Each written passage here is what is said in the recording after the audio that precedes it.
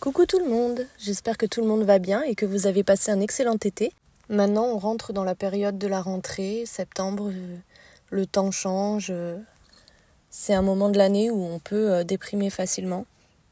Et avec la fin d'année qui approche, je ne sais pas vous, mais j'en suis venue à faire un bilan de mon avancement, de ma guérison, de mon évolution, de mon parcours aussi également. Et ça m'a donné l'idée de vous faire cette vidéo.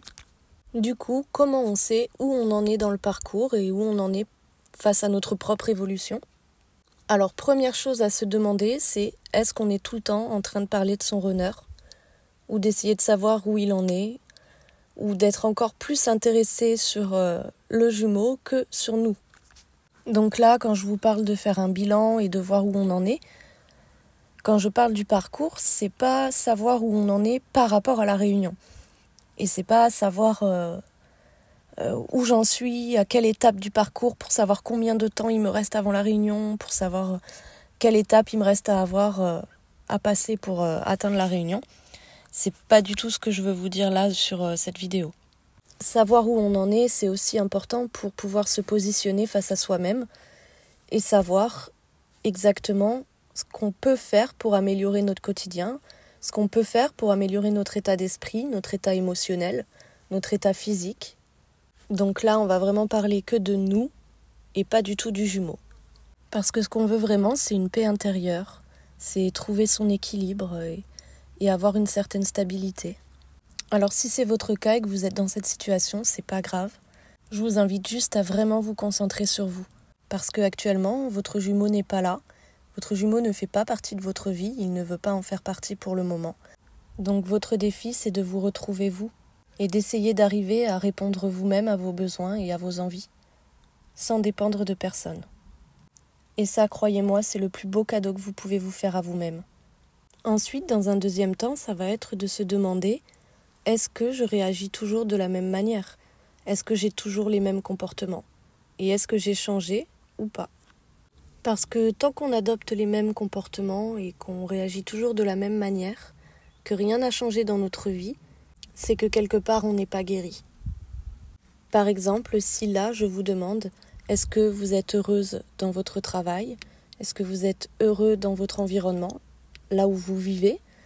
Est-ce que vous êtes heureux dans votre entourage, dans vos relations, que ce soit amicales ou avec votre entourage proche? Est-ce que vous vous sentez bien là où vous êtes actuellement?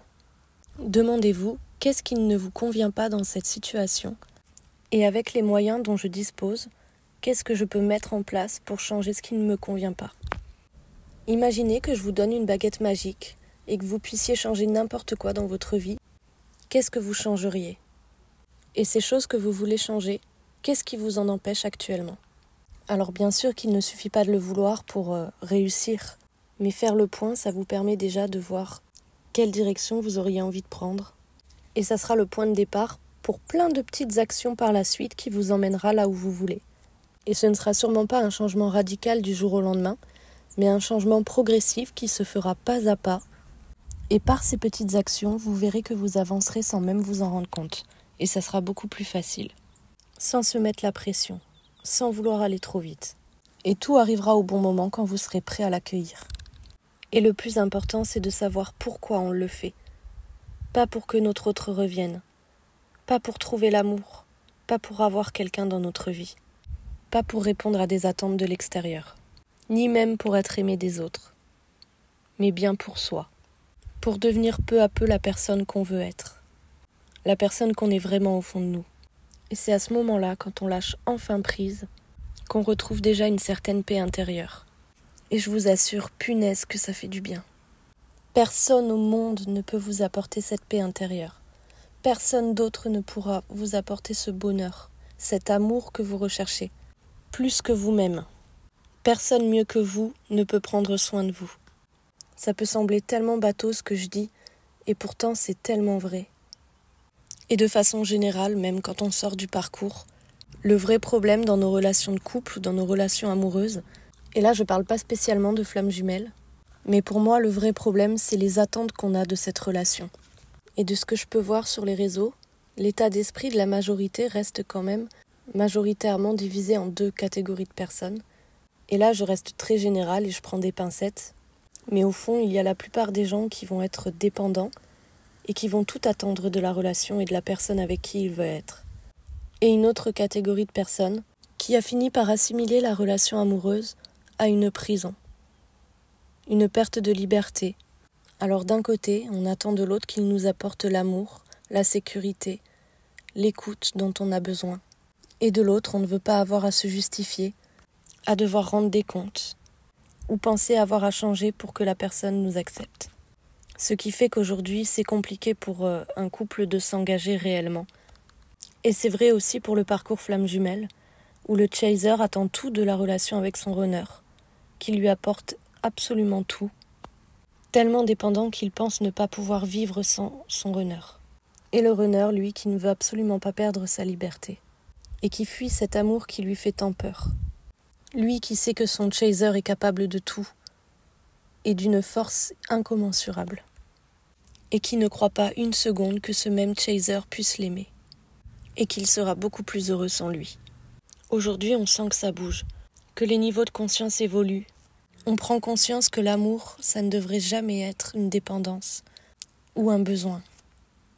Que ce ne devrait pas être une perte de liberté ou perdre son identité.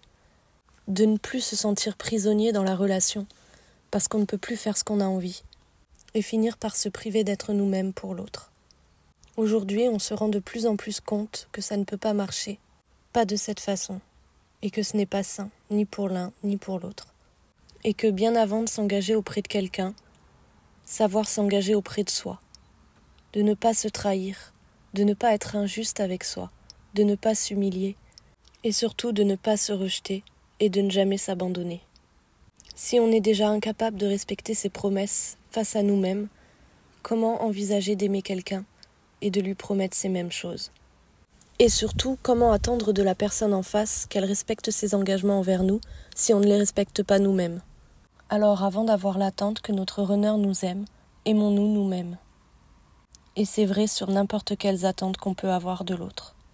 Alors si comme moi vous voulez faire le bilan de cette année, pensez avant tout à vous en premier lieu, sans inclure votre jumeau. À quoi vous aimeriez que votre vie ressemble sans votre jumeau ? Quelle vie vous aimeriez avoir ? Commencez par construire votre vie pour vous-même, comme si vous faisiez un gâteau, et votre runner sera que la cerise sur le gâteau. Tout le reste, c'est vous qui devez vous l'apporter et c'est vous qui devez le faire vous-même. Et lui, ce sera la cerise sur le gâteau. Alors prenez bien soin de vous et je vous souhaite de passer une excellente journée.